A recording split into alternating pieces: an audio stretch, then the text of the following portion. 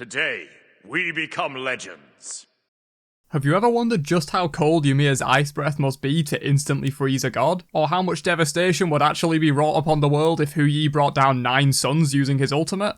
Well, today we're going to find out all this and more on episode 3 of SMITE Science. If you're enjoying this series, don't forget to drop a like and subscribe for more. We're really close to 100k and we'd love to have you along for the ride. But without further ado, let's jump in. So we all know Ymir's frost breath. He's a free character with a simple but powerful kit that everyone's been on the receiving end of at some point. But have you ever wondered what temperature Ymir's breath must be to almost instantly freeze his target? The tooltip for the ability in game states Ymir uses his breath to freeze enemies in blocks of ice, so we know it must be at least 0 degrees or below. However, Ymir isn't just cooling water to 0 degrees to form ice. What he performs in game is actually much similar to a technique called flash freezing, where water is cooled very quickly and to very low temperatures. This type of freezing results in a different kind of ice. Rather than large ice crystals forming as normal, the ice forms as a polycrystalline solid. Basically, this means many crystals and results in ice that consists of many small crystals called grains. This method of flash freezing is often used to preserve biological samples and in cryonics, aka cryo-freezing humans. Pretty close to what Ymir does with his 3, wouldn't you say? Granted, this is on a much smaller timescale of a few seconds rather than many years, but the principle is the same. Flash freezing your enemies without causing major damage to their cells or tissue. Of course, the ability does damage in SMITE, and this is actually consistent with the science, believe it or not. Cryo-freezing and flash freezing are often imperfect and do result in the formation of larger crystals that can damage the specimen if not done perfectly. As we mentioned before, you want to avoid these large crystal formations by freezing rapidly and at extremely low temperatures. In the case of cryostasis, as low as -196 degrees C or -320 Fahrenheit for you Americans using liquid nitrogen. In these applications, a cryoprotectant is often used, which protects the biological tissue from large crystal formations, and we know that many Arctic and Antarctic insects, fish, and amphibians produce a biological cryoprotectant to prevent freezing damage during extreme temperatures of Arctic winters. So most likely, Ymir, being a frost giant who was literally formed from the ice of Niflheim, produces a cryoprotectant himself, which is exhaled along with his frost breath that protects enemies from instant crystallization and death. Instead, they are mostly protected from large crystal formations, but due to impurities in the system, they still take some damage from the ability as they get frozen. These impurities could be in the water itself or in the time frame of the freeze. Ymir's freeze in-game occurs over a much shorter period than is typical for cryostasis in our current technology.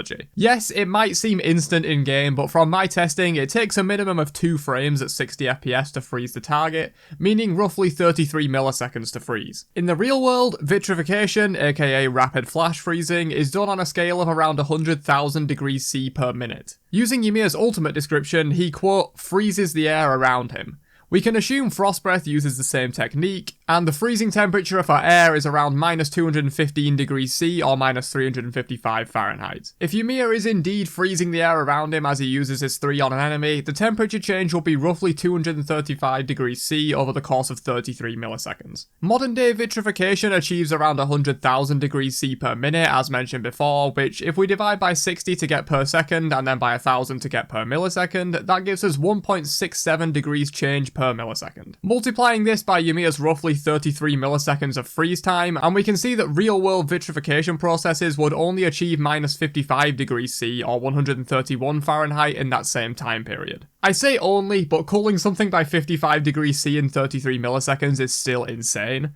However, Ymir, being the godlike frost giant he is, beats that out substantially by cooling 235 degrees in the same time frame, over 4 times faster. Since the likelihood of large crystal formations that can damage tissue decreases the faster you freeze the subject, this explains how Ymir can cryo-freeze his enemies without irreparable damage to their tissue or cells. Though they do say the biggest challenge in cryo-freezing humans is brain cell damage, and I would argue Ymir's freeze does induce brain cell death in the player, if not the god itself. But this video has been a bit too chill for my liking so far. How about we turn up the heat and talk about how on earth Ymir can bring down 9 suns and the actual damage this would cause in the real world. So the temperature of a star can vary wildly based on the size and type of the star. As the star's mass increases, the pressures increase and thus the temperature also increases. For example, our sun is a class G star that glows, you guessed it, yellow, and has a solar mass of 1 and a temperature of roughly 6,000 Kelvin. Our sun is what defines a solar mass, that's why it's 1, at roughly 2 times 10 to the 30 kilograms. That's 2 with 30 zeros after it. But when you get up to class O stars that are more than 16 solar masses, these glow blue and have a temperature of over 30,000 Kelvin. The Kelvin scale measures from absolute zero, the lowest temperature possibly achievable in the universe, instead of the freezing point of water. 0 Kelvin is roughly minus 273 Celsius or minus 460 Fahrenheit. Huyi's suns in-game though glow light orange, meaning they are likely class K and should have roughly 0.45 to 0.8 solar masses. Slightly less massive than our sun. I'm using massive here to mean the actual mass of the object, not its physical size.